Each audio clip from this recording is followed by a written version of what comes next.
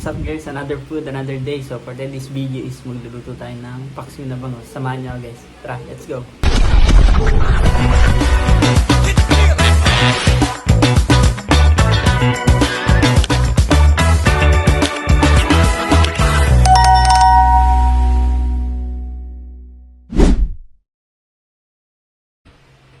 Ayun na nga guys, mabilis ko nang hinugasan ng ating bangus. So, ayan. Isang pirasong bangus lang yan guys. Hinati-hati ko lang yan sa 5. Ayan. Hugasan lang natin siyang mabuti guys. Kasi, ayan nga, para maalis nyo lang sa end. Hindi siya, bloody or yung madugo. So, ayan guys. Hinugasan ko lang siyang mabuti, paulit-ulit.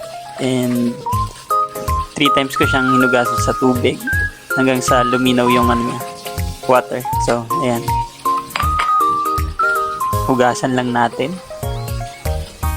And ayun na nga guys. So, after niyang hugasan guys, so ayan, ready na.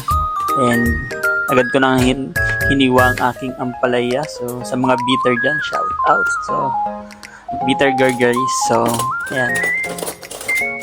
Healthy na. Masarap pa. Ayan.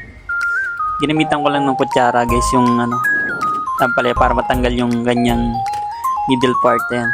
Tinanggal lang natin siya. So, ganyan mga teknikan guys para matanggal yung gitna. Yan. Then after nyan guys, so hiwa-hiwain ko na siya. Yan, hiniwa-hiwa ko lang yan. So, bahala na kayo kung anong size yung gusto nyo sa inyong ampalaya. So, ganito rin pa kayo magluto ng paksiw guys. So, optional naman yan kung anong gulay yung ilalagay nyo sa ating paksiw. So ako kasi trip ko yung ampalaya ngayon. So, try nyo din guys, mabilis nang lutuin to. Yung mga homemade na lutong bahay. Guys, binalatan ko na rin yung ating bombay or yung ating onion. Hiwa-hiwa ko lang yan guys. So, depende sa trip nyong cut. Then, sinunod ko na yung ating ginger, yung ating luya, ayan. Hiwa-hiwain lang natin siya ng malalapad guys. So, ayan. Ready na.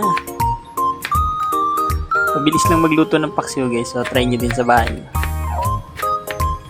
Hiwain lang natin siya ng malalapad. Ayan, okay na.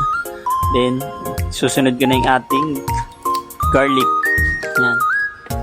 So, mabilis lang to guys. Pitpitin nyo lang. Oops, lumalaban pa. Ayan. Pinipit ko lang yung ating garlic dyan. So, para mabilis balatan. Yung mga basic na teknikan guys sa pagluluto. So, kung trip nyo lang yung mga lutong bahay guys, so subscribe to my channel and watch. So, may mga ideya kayo na matututunan. So, ayan. Mabilis ang pagbabalat lang.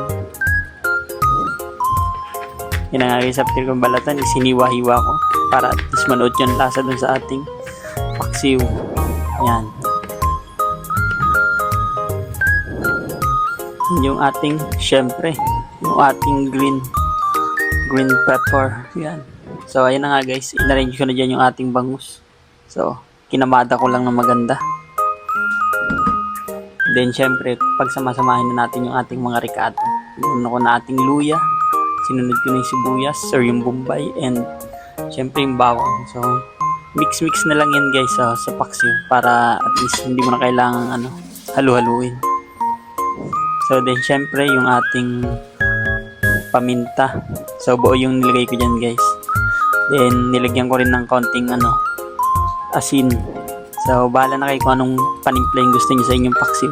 So, yung iba dyan guys, nilalagyan pa nila ng taba ng baboy. So, budget friendly yan tayo kaya ito lang ang nakayanan natin. So ayan, after nyan guys, so syempre sasama ko na rin yung ating dyan, sili and yung ating ampalaya. Ayan, ilagay ko lang sa ibabaw guys.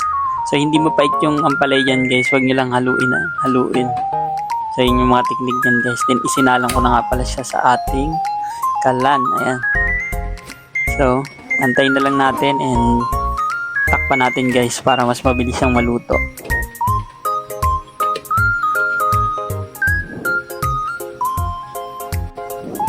After a few minutes guys, so binaligan ko ay nilagyan ko ng konting pampalasa ang ating patis, pampakinis ng kutis. Ayan. So ilang minutes, malapit nang maluto yan guys. So antayin na lang natin munot yung lasa. Luto na ang ating paksiw. Yan.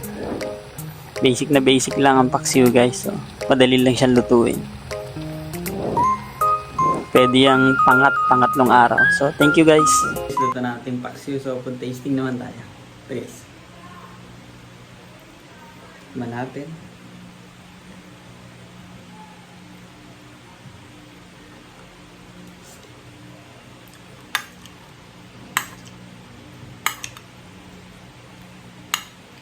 Ito guys, masarap ito, may ampalaya. Ayan.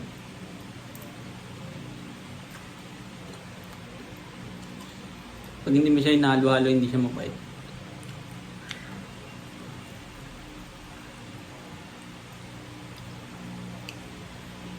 Kain po.